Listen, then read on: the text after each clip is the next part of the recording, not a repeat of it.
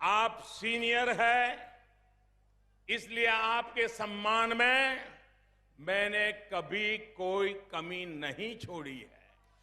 మీరు సీనియర్ నాయకులని నేను మీకు ఇవ్వవలసిన గౌరవం ఎల్లవేళలా ఇచ్చాను. आप सीनियर है दल बदलने में, आप सीनियर है नए नए दलों से गठबंधन करने में। आप మీరు మీరు చాలా సీనియర్లు, పార్టీ ఫిరాయింపులు చేయడంలో సీనియర్లు, కొత్త కొత్త కూటములతో జతకట్టడంలో సీనియర్లు. आप सीनियर है अपने खुद के ससुर की पीठ में छुरा भोंकने में। మీరు దీనిలో కూడా చాలా సీనియరు. మామగారి వెన్నుపోటు పొడిచి రాజకీయాల్లో ముందుకెళ్తానికి కూడా గొప్ప సీనియర్లు. अरे आप सीनियर है एक चुनाव के बाद दूसरे चुनाव में हारने में, एक चुनाव के बाद दूसरे चुनाव में हारने में, और मैं तो उसमें सीनियर हूं नहीं। మీరు మీరు ఈ విషయంలో కూడా చాలా సీనియరు. ఎన్నిక తర్వాత ప్రతి ఎన్నికలో ఓడిపోవటం మీరు చాలా సీనియరు. ఆ విషయంలో నేను ఎట్టి పరిస్థితుల్లోనూ మీతో పోటీకి రాలేను. आप सीनियर है आज जिसको गाली दें कल उसकी गोदी में बैठने में। మీరు ఈ రోజు ఎవరిని తిడతారో రేపు వెళ్ళి వారి ఒళ్ళో కూర్చోటంలో కూడా మీరు మహా సీనియరు. आप सीनियर है आंध्र के सपनों को चूर चूर करने में। మీరు ఆంధ్రప్రదేశ్ ప్రజల కలలను కూడా పూర్తిగా నీరుగార్చడంలో మీరు చాలా సీనియరు. साथियों, सम्मान अपनी जगह है, लेकिन जनहित के मुद्दों पर जब वो चुकेंगे, अपनी बातों से, अपने वादों से पलटेंगे, तो देश का सेवक होने के नाते मैं उन्हें याद जरूर दिलाऊंगा। మిత్రులారా, సీనియారిటీ కాదు, ఆయనకి ఇవ్వవలసిన గౌరవం ఎప్పటికీ ఇచ్చాము. అలాగే సమ్మాన్ అన్నది, గౌరవం అన్నది దాని స్థానంలో అది ఉంటుంది. కానీ ప్రజా సంక్షేమ విషయాలకు వస్తే మీరు దాని నుంచి తప్పుకుంటే, మీరు చెప్పిన మాటలు, అభివృద్ధి మాటలు, వాటిని వమ్ము చేస్తే, మీరు ఇచ్చిన వాగ్దానాల నుంచి మీరు మాట మారుస్తే నేను దాంతో సమర్థించలేను, మీతో ఏకీభవించలేను. साथियों, आप ही बताइए, एनटीआर की विरासत संभालने वाले ने उनके सपनों को साकार करने का वादा किया था या नहीं किया था? మిత్రులారా, మీరు చెప్పండి, ఎవరైతే ఎన్టీ రామారావు గారి వారి వారసులుగా, రాజకీయ వారసులుగా ఎవరైతే వచ్చారో ఆయన కలలని నిజం చేయవలసినటువంటి బాధ్యత మీపై ఉందా లేదా? एनटीआर के कदमों पर चलने का वादा किया था कि नहीं किया था? ఎన్టీ రామారావు గారి అడుగు జాడల్లో నడుస్తామని మీరు ఆ రోజు చెప్పారా లేదా? क्या आज वो एनटीआर को सम्मान दे रहे हैं?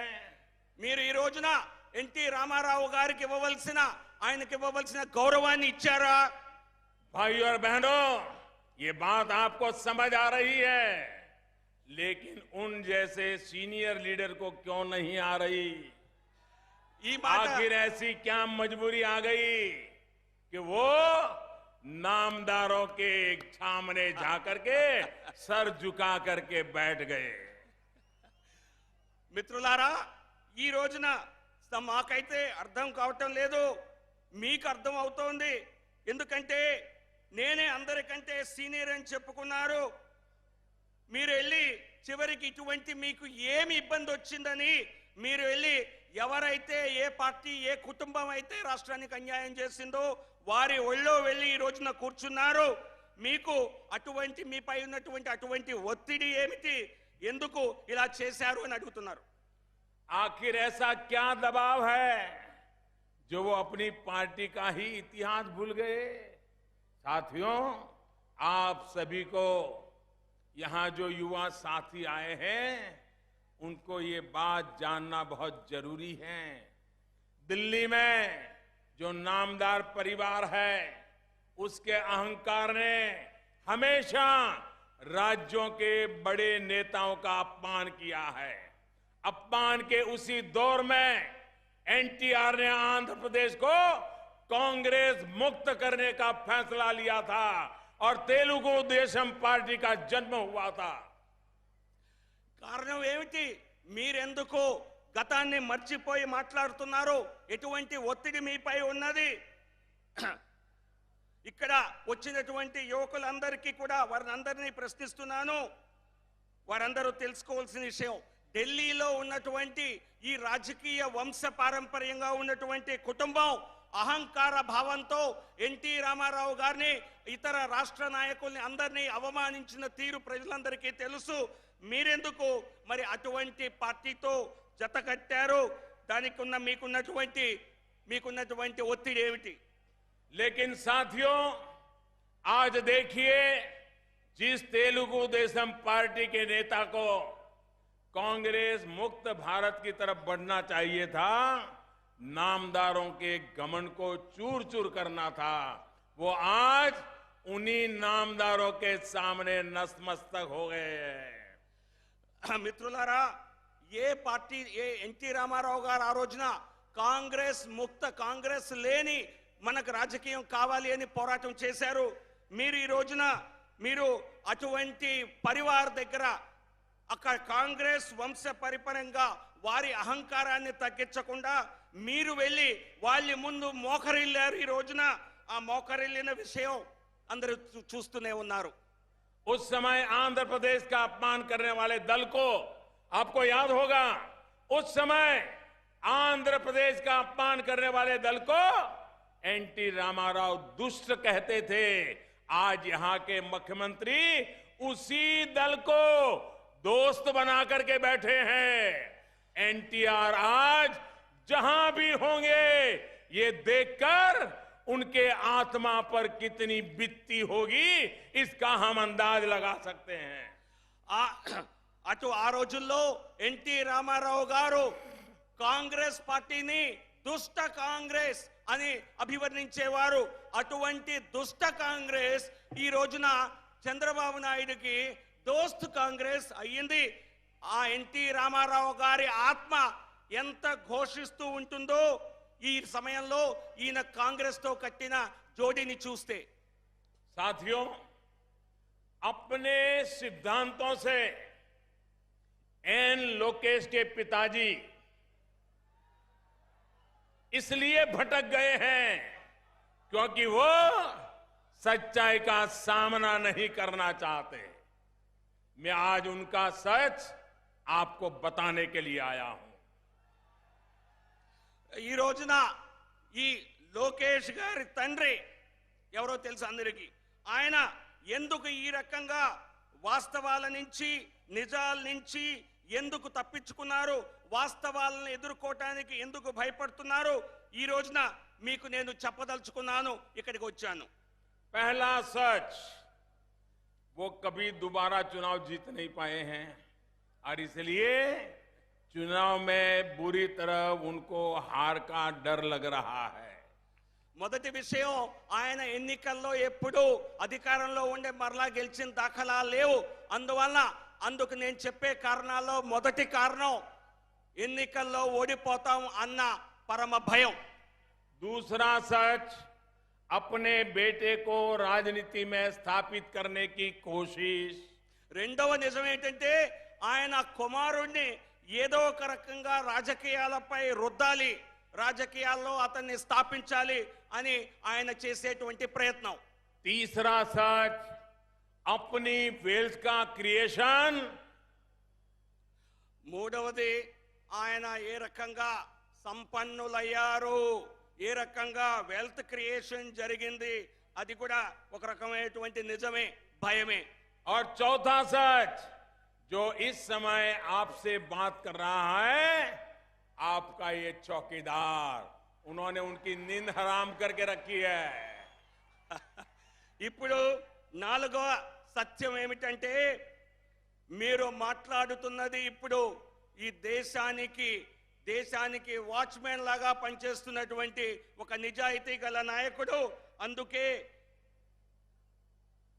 इन चारों दొంగలందరూ सच्चाइयों से वो डरे हुए हैं, नींद नहीं आती है, परेशानी से दिन गुजार रहे हैं। ఈ 4 కారణాల వలన ఆయనకి నిద్ర పట్టడం లేదు, భయపడుతున్నారు, కంపిస్తున్నారు.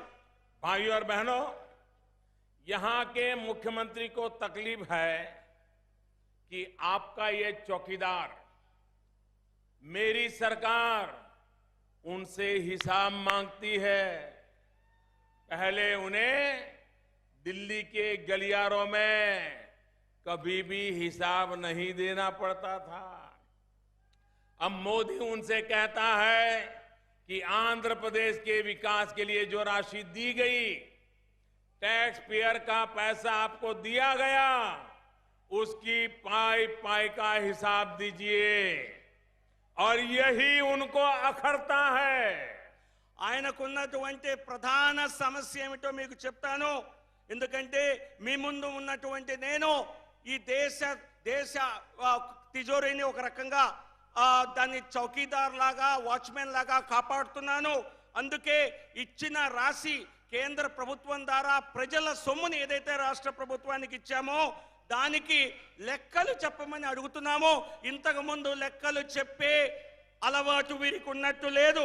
అందుకే ప్రతి రూపాయికి లెక్క అడిగితే నా నుంచి పరిగెడుతున్నారు. लक्ष्मी नारायण जी, इस कार्यक्रम का खर्चा कौन कर रहा है? ఈ ప్రధాని గారు లక్ష్మీనారాయణ గారిని అడిగారు ఈ కార్యక్రమానికి ఖర్చంతా ఎవరు పెట్టారని. ఆయన ప్రతి ఒక్క రూపాయి మా పార్టీ నిధుల్ని ఖర్చు పెట్టి చేశామని చెప్పారు. यही पर आप देखिए क्या फर्क है। ఇది కార్యకర్తలు ఇచ్చిన నిధుల ద్వారా మా పార్టీ పెట్టినటువంటి ఖర్చు. यही फर्क है। अभी मैंने यहां एक सरकार का कार्यक्रम भी किया, एक छोटे कमरे में सरकारी खर्चे से कार्यक्रम किया, और ये बड़ा कार्यक्रम भारतीय जनता पार्टी के कार्यकर्ताओं के पैसे और पसीने से हो रहा है। ఇదే మాకు వీరికి ఉన్న తేడా. ఈ రోజు ఇక్కడ జరిగిన కార్యక్రమానికంతా ఖర్చు మా భారతీయ జనతా పార్టీ కార్యకర్తలే భరించారు. వెనకాల ఒక చిన్న టెంటుతో ఒక చిన్న కార్యక్రమం, అధికారిక కార్యక్రమం చేయటం జరిగింది. ప్రభుత్వ ఖర్చు కేవలం ఆ చిన్న టెంట్ వరకు మాత్రమే. ఇదంతా మేము పెట్టుకున్నటువంటి పార్టీ నాయకులు, కార్యకర్తలు పెట్టిన ఖర్చు. आंध्र के लोग जाग जाइए। ये कल फोटो खिंचवाने के लिए दिल्ली जाने वाले,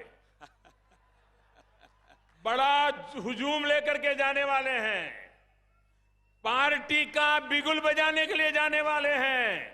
लेकिन भारतीय जनता पार्टी जैसे अपने कार्यकर्ताओं के पैसे से कार्यक्रम कर रही है, वो आंध्र की जनता की तिजोरी से पैसे निकाल करके जा रहे हैं। आंध्र ने इसका जवाब मांगना चाहिए। ఇదే మనకు వారికి ఉన్న వ్యత్యాసం. చంద్రబాబు నాయుడు గారు వారి పార్టీ వారందరూ ఫోటోలు తీయించుకోవడానికి ఢిల్లీ బయలుదేరి వెళ్తున్నారు. దానికి కావాల్సిన ధనాన్నంతా ప్రజాధనాన్ని ఖర్చు పెడుతున్నారు. దానికి తప్పనిసరిగా వారిని నిలదీయవలసిన అవసరం ఉన్నది.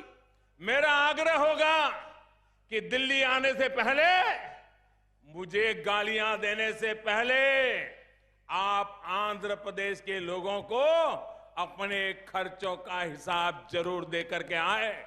నేను ముఖ్యమంత్రికి చెప్తున్నాను, మీరు ఢిల్లీ వెళ్లే ముందు, వచ్చే ముందు మీరు నా మీద తిట్లు వర్షం కురిపించడం మాట పక్కన పెట్టి ఈ రాష్ట్ర ప్రజలకి చెప్పండి ఏం ఖర్చు పెడుతున్నారు, ఎక్కడి నుంచి ఖర్చు పెడుతున్నారు, వివరణ చెప్పండి. आंध्र के मेरे प्यारे भाइयों बहनों, हम लोग स्कूल में पढ़ते थे तो टीचर किसी बात के लिए बुलाते थे और फिर कहते थे गो बैक, अपनी जगह पे बैठ जाओ। कहते थे कि नहीं कहते थे? మిత్రులారా, మనం స్కూళ్ళలో చదువుకునేటప్పుడు అప్పుడప్పుడు అధ్యాపకులు చెప్తుంటారు పిల్లలకి వెనక్కి వెళ్ళండి, గో బ్యాక్ అని. मैं तेलुगु देशम पार्टी का आभारी हूं कि उन्होंने भी मुझे आज कहा है, गो बैक, दिल्ली में जाकर के फिर से बैठो। ఈ రోజు ఈ తెలుగుదేశం పార్టీ వారు కూడా డైరెక్ట్ గా కాదు, వారి చెంచాలు చెప్పిస్తున్నారు, అది నా మాట. సో గో బ్యాక్ అని మీరు ఏదైతే అంటున్నారో దానికి మీకు ధన్యవాదాలు. నేను వెళ్ళి ఢిల్లీలోనే కూర్చోబోతున్నాను, మళ్ళీ ఢిల్లీలోనే అధికారంలోకి రాబోతున్నాను అని ప్రధాని గారు చెప్తున్నారు. मुझे देश के करोड़ों लोगों पर पूरा भरोसा है कि वो तेलुगु देशम पार्टी की इच्छा पूरी करेंगे और मोदी को फिर से बिठा देंगे. నాకు ఈ కోట్ల మంది ప్రజల ఆశీర్వాదం ఉంది. వారు కూడా వీరు చెప్పినట్లుగానే నన్ను మళ్ళీ వెళ్ళి ఢిల్లీలో కూర్చోబెట్టే కార్యక్రమంలోనే ఉన్నారు అధికారంలో. भाइयों और बहनों, आप देखेंगे कि आज महामिलावट के जिस क्लब में यहां के मुख्यमंत्री जी शामिल हुए हैं, उसका मकसद सिर्फ अपने स्वार्थ को, अपनी राजनीति के दिए को जलाए रखने का है. महामिलावट का ये क्लब ऐसे लोगों का क्लब है जहां लगभग हर किसी पर, गरीब को, देश को धोखा देने के आरोप में कानून का शिकंजा कस रहा है. साथियों, मैं कहीं पर यहां के मुख्यमंत्री जी का एक स्टेटमेंट पढ़ रहा था. उन्होंने बताया कि मोदी को वेल्थ क्रिएशन नहीं आती है. उन्होंने ये भी दावा किया कि उन्हें खुद को, लोकेश के पिताजी को